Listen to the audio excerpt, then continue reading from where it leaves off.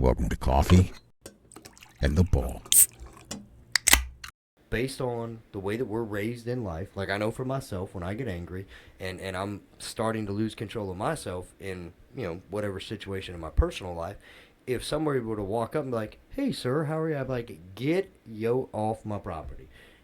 Where if they had walked up and like, "Hey, man, what's your deal? Like, you're up here, let's come down here," it would have a different effect on me because we're almost speaking that same language, and we don't tell people that. You know what I mean? They don't know that until day one in the car where they see different sides of the officer depending on where they answer a call at. And it's all the way that life continues from early on childhood to adulthood. It's the way that we're trained, and I don't know what does that says. say?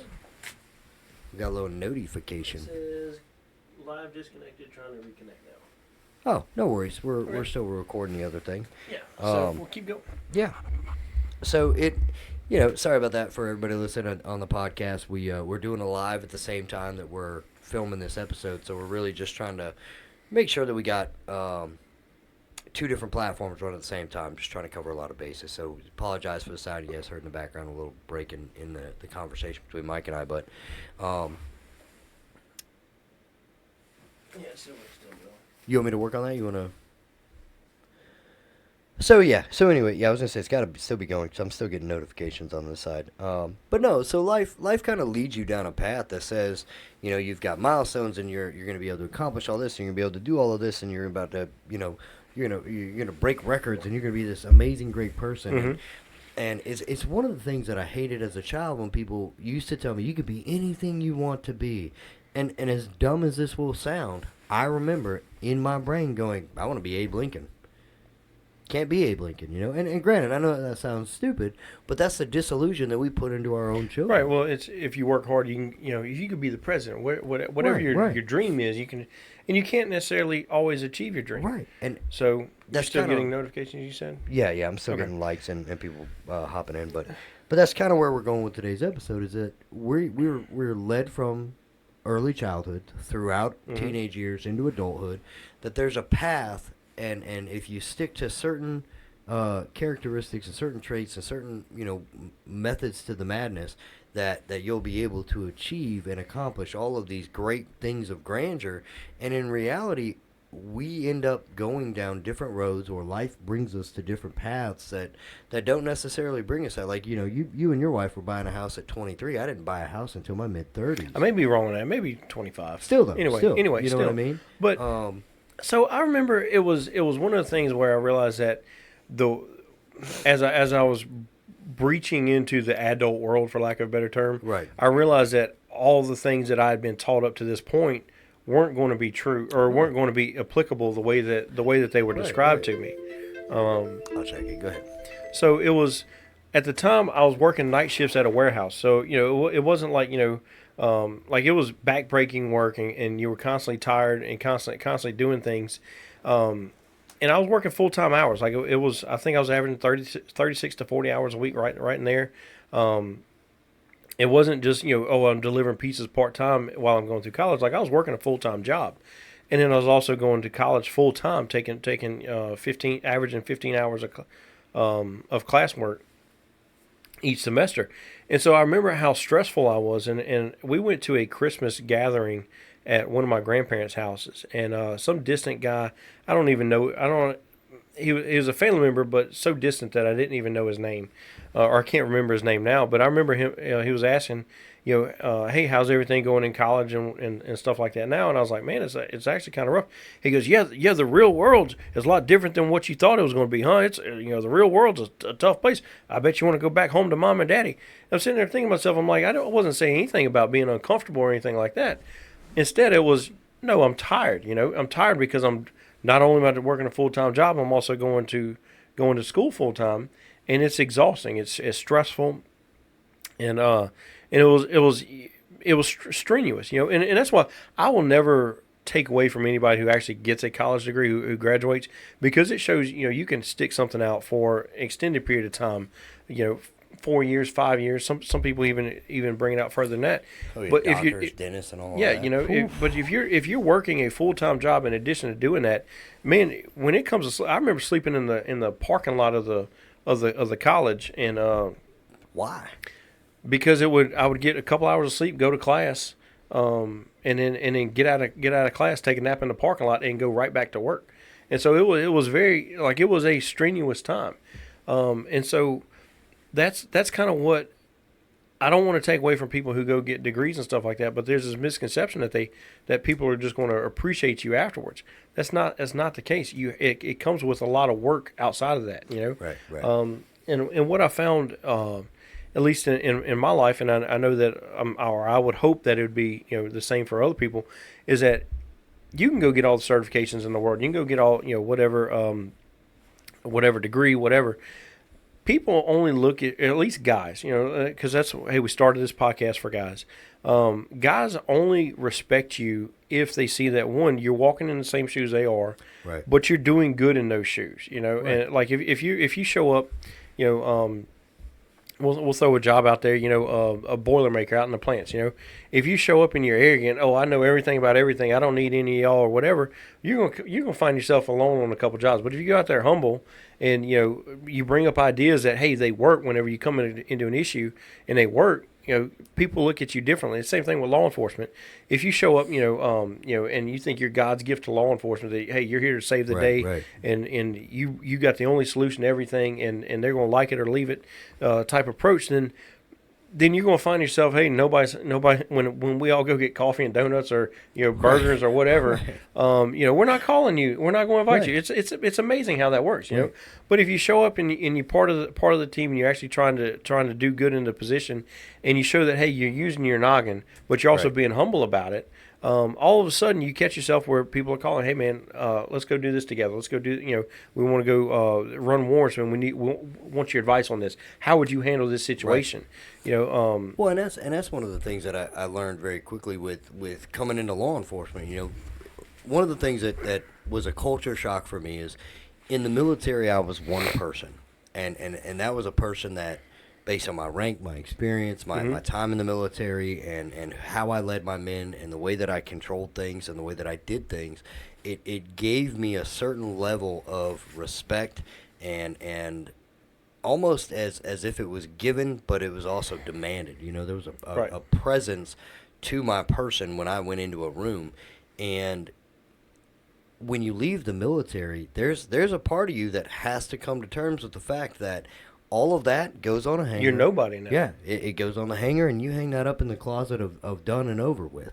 Because now, you know, if I were to walk into the same room the same room or similar type room now, and have the attitude that I had when I was in the military, I would be laughed out. I would immediately be told that hey, you're gonna sit down and shut up. Like, in this environment, that's not gonna fly here. And I had to eat humble pie quick, because it was not the, hey, shut up, sit down, do this. And people went, yes, Sergeant. In this reality, you know, you got to read the room before you walk in and command that presence. And we talk about it now with coming into this line of work. You can't walk in and be like, well, I read this statute and it says this, and expect that because you read it, that's exactly what it means. Because I know that you and I, we argue all the time about statutes. Sometimes because I like to mess with you, but other times it's hey, what does this mean when you read it? And I had to be humble about it, because I'm like, hey, this is what I thought it meant, and you, without being a jerk, because you knew I wasn't messing with you, you were like, no, that's not what this means. This means this, and this is what it's trying to say. And not only do you have to understand that law, but you have to understand the way it's written, because it's not written by cops. Right. It's not white and black. Right. It's written by people who want to legally define it, and at the same time they want to construct it in a way that there's not necessarily a loophole, but there's a way to what's the term? Not navigate it, but negotiate what the statute is. Well, it's you know, the thing is, I don't know. We'll have a conversation about that's a whole different about topic, statutes. That'll be a whole different thing. You know, when we're both not linked to agencies probably. Right. My bad. But it's one of the things where, like you said, you had to take a dose of humble pie. You know, and I think we don't discuss that with guys coming up. You know, and at least I know I haven't. You know, with some of the guys who, I've had some dudes who I trained in law enforcement. Who, I think they were 22 years old, very, very young. Do you think that we address it, but we don't address it in a way of, hey, man, you're going to need to be humble for a little while? And here's why. Do you remember the story you told me about when you went to have breakfast with Scott, and before you could sit at the big kids table, you had to, like, tell them the difference between something? So when I started off in law enforcement, I was a new guy. I had, this idea of what it's going to be. Because the first day of the shift, I'm excited. Hey, I'm waiting on the next bank robber. That's all I'm doing. Like I'm waiting on the call to come out where we all go running out of the restaurant, guns drawn, diving behind cars. I'm waiting on that type of moment.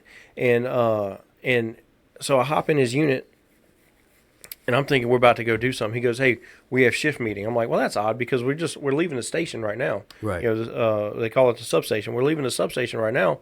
We're going to get gas. After this, we have shift meeting. Where are we doing shift meeting at? He goes, just get in the car. So we're riding, and I realized shift meeting meant we were going to the local PJ's, which is a coffee house in South Louisiana. Right. We were going to PJ's, and we were going to be drinking coffee until we get the first call for service. And so I'm like, all right, I like coffee. If y'all hadn't been able to tell, for those of y'all who's been following the podcast, I like coffee. So I'm like, this is great. My wife's going to hate it because she at the time she hated coffee. Right. But she also hated the fact when I'd spend money at a coffee house because coffee's expensive at a coffee house. Right. So we go to PJ's. I get me some coffee and I sit down. I remember sitting down and I'm meeting guys that I've never met before. They're telling me roughly how long they've been doing it, what they've been doing, what they like to do, things like that. And so I'm thinking I'm one of the guys, right? And because we're wearing the same uniform, like it's the brotherhood, and all this other stuff, right? And so bad when you say it like that. I know, but I remember I was so excited. And I sit down, and somebody's saying they're BSing about whatever, and I decided it was a great idea for me to add myself to the conversation, because I'm going to be part of the Cool Kids Club, right? And I forget exactly what I said, but I made a comment to include myself in the conversation, and I remember Scott, who was my training officer. He looks over at me, and he asked me, "Hey, what's this statute?" I couldn't even tell you what statute was, but I knew at that time I didn't know what they were. Right. I was like, I don't know. He goes, in that case, shut your mouth. You go sit in the booth over there and you read them until you can tell me what the statutes are. And so I had to get up. I'm embarrassed because everybody's looking at me, and they knew it was going to happen. Like it was set up. It's happened to every single new guy since then. They all they're laughing about it because they knew it was going to happen. Meanwhile, I'm like red faced. I'm come on, man. I'm mad. I'm like a kid. Little brother that finally got invited, but you got to sit at and so I'm getting kicked off. I legit had to sit at another booth while they're all laughing and talking about concerts that they're going to and all this other stuff. And I'm sitting there, reading the most boring book. Criminal code book is absolutely probably the worst thing to be reading at 6 o'clock in the morning. Right. And but in hindsight, was that not for me? It was right. I could say that it was a training experience to say, hey, you haven't earned this yet. You haven't got to the spot where we're going to look for your opinion right now. Right. But as men, that's how that's a lot of how we do things. That's the abrupt. It's not pretty. It's not cute. It's very much a hey. Let me slap you in the face. This is reality. You're not ready for the big kids table yet. Right.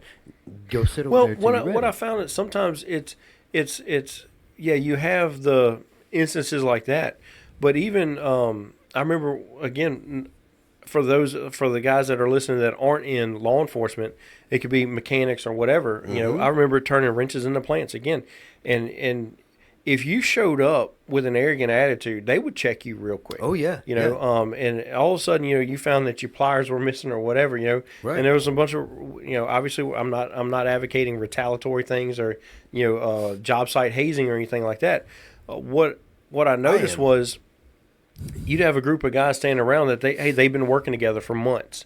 They knew how, hey, if we're having this issue with this tool or whatever, or we need this done, this is a guy you call for this. This is if you need a crane, this is a guy who's good with this. They knew everybody's skill set, and so if you walked in not knowing, hey, you got 6 guys here that each one has a different skill set that they like doing, but they're really proficient at, and you walk in and you think you're just going to step on on their toes because you're the new guy, you got ambitions and all this other. They don't care about your ambitions. They don't care what you're trying to do. Right. They care about doing their job, getting a paycheck, going home, having a good weekend. Yeah. And so if you're going to show up and you're going to cause drama with that, or you're going to make it where certain things aren't going to run smoothly and create more work because, again, you got these ambitions, but you haven't got the experience yet, they're going to wind up checking. Right. They're going to check you real hard, and it's not going to be a fun time. And I remember my first dose of the humble pie, and it was actually when I was a mechanic. Mm-hmm. It was when I was working at Harley Davidson, and I started working for this guy George, right here at Hammond Harley,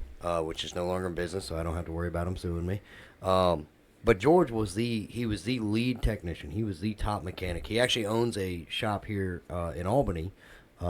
Called George's Garage. It's a phenomenal place if you're in the Albany area looking for a motorcycle mechanic. George owns and operates the whole thing. Great mechanic. Shout out to George.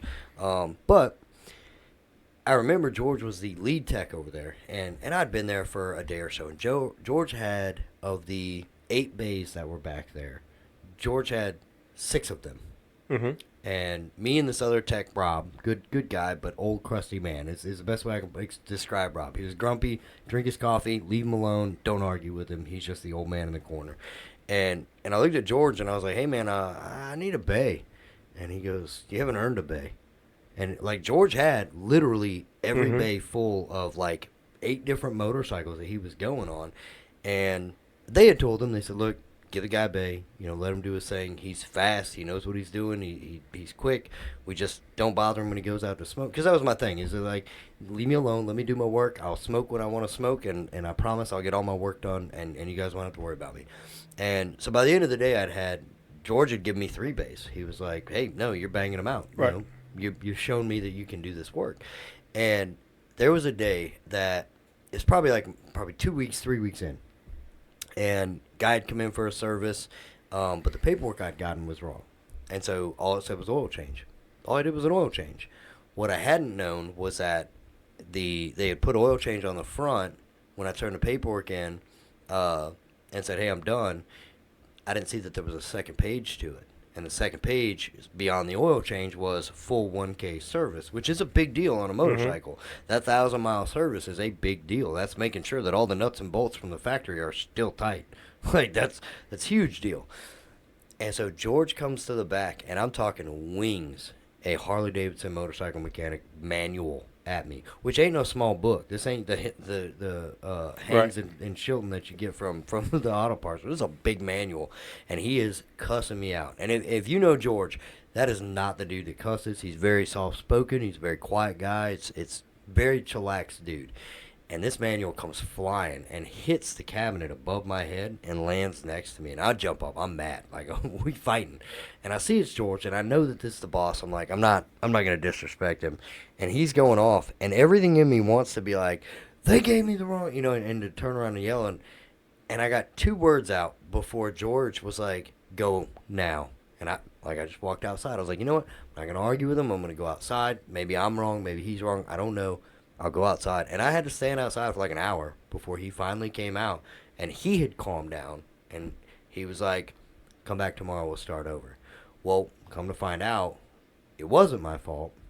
And it wasn't George's fault either. The service writer guy had stapled that 1K paperwork to it after I'd gotten the oil change paperwork. I'd never gotten the second page. So realistically, I wasn't in the wrong. But George the next morning came up. And I'm, being in the military, also in law enforcement, you have a bad day, you get yelled at by the supervisor. Next day's a new day. You got to let it go and move on. So the next morning, George came up and he was, look, about yesterday. I said, no, we're good. I screwed up. It is what it is. And he goes, no, that's the thing. You didn't screw up at all. He goes, however, had you finished that sentence yesterday, you would have a job today. He's like, so I need you to understand, like, I'm very impressed that you didn't blow up. He's like, I could see it on your face. I could see it in your body. But I knew that if I shut you down then and I sent you outside, even though it's demeaning and it didn't, make you feel like a man, he's like, you did what you're told. You went outside. He said, I can work with that. What I can't work with is when you make a mistake and you blow up and you think you're God's gift to the motorcycle Right. world. Right. He's like, I can't have that in my shop. He's like, I'm the boss, and when I say this is the way it goes, this is the way it goes. And that was my reality that, sometimes it's best to shut up.